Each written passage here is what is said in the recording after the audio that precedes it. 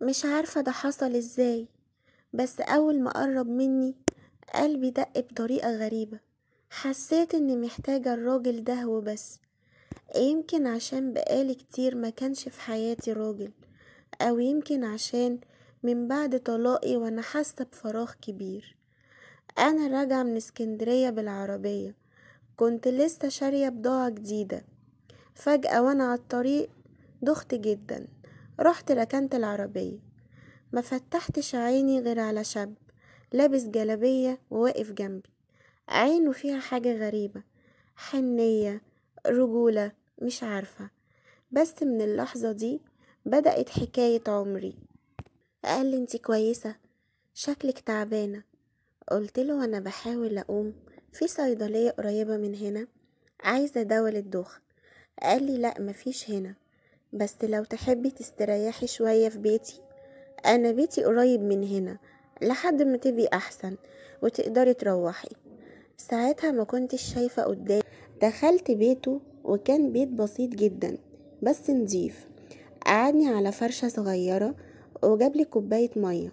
وانا قاعدة حسيت الدنيا بتلف بيا تاني واغمى عليا. فقت وانا حاسة بحاجة بتضغط على صدري، كان بيحاول يعمل لي تنفس صناعي. او لما شفت وشه قريب قوي مني حسيت بحاجة عمري ما حسيتها، ممكن رغبة او احتياج، حاجة مش مفهومة. بصيت له وقلت له بنبرة خفيفة انا احسن دلوقتي، شكرا انك ساعدتني. ضحك وقال لي ده واجب عليا، كنت خايف لا يحصل لك حاجة. وانا ببص في عينيه حسيت اني محتاجاه يقرب مني اكتر. نزلت تاني على الفرشة وقلت له حاسة اني بدوخ تاني. قرب مني وحسيت بايده على ايدي. كانت لحظة صمت غريبة وكل حاجة حواليا اختفت، ما بقتش شايفة اي حاجة غيره. هو لمسني وانا ما منعتش، ده ما كانش احتياج جسدي، لا، انا كنت بتهرب من وحدة كتماني. وهو دخل حياتي في اللحظة اللي انا كنت محتاجاه فيها. وبعد ما حصل بينا علاقة قعدنا سوا وسألته عن اسمه، حكالي عنه وقال ان هو بيشتغل باليومية ومش لاقي شغل ثابت. ساعتها خدت القرار من غير ما افكر. انا عندي فيلا في القاهرة، ولو حابب تشتغل عندي في شغل كتير. استغرب وبصلي وقال هتشغليني ايه؟ قلت له بابتسامة. قالت كل حاجة جوايا، اي حاجة، المهم انك تكون جنبي. ما تنساش اللايك والاشتراك. تاني يوم رجع معايا القاهرة. اول ما دخل الفيلا وقف يتفرج على كل حاجة حواليه كأنه دخل عالم تاني. وكنت انا واقفة ببص عليه كأني جايبة كنز مش لاقيه في كل اللي حواليا. خليته يشتغل مسؤول عن الجنينة والمخزن، بس الحقيقة انا ما كنتش جايباه يشتغل، انا جايباه عشان يفضل قدامي طول الوقت. بالليل كنت بتعمد أعدي دايما من جنبه، أطلب منه أي حاجة، وكل مرة يقرب أحس إن قلبي بيتحرك، وقلبي ما كانش بيتحرك من زمان. وفي يوم ندهتله وقلتله تعالالي فوق أوضتي بحجة إن في تسريب في التكييف. دخل الأوضة، وقف متوتر، وأنا كنت قاعدة على طرف السرير لابسة قميص نوم. قلتله بهدوء خايف من ايه؟ قربت منه، حطيت ايدي على صدره وقلتله ده اكتر قرار صح انا اخدته في حياتي. وبعد اللي حصل بينا ما بقيناش زي الاول، بقى بيبعد وانا بقيت اتجنن. اول مرة احس اني محتاجة راجل بالشكل ده وان خاف اخسره.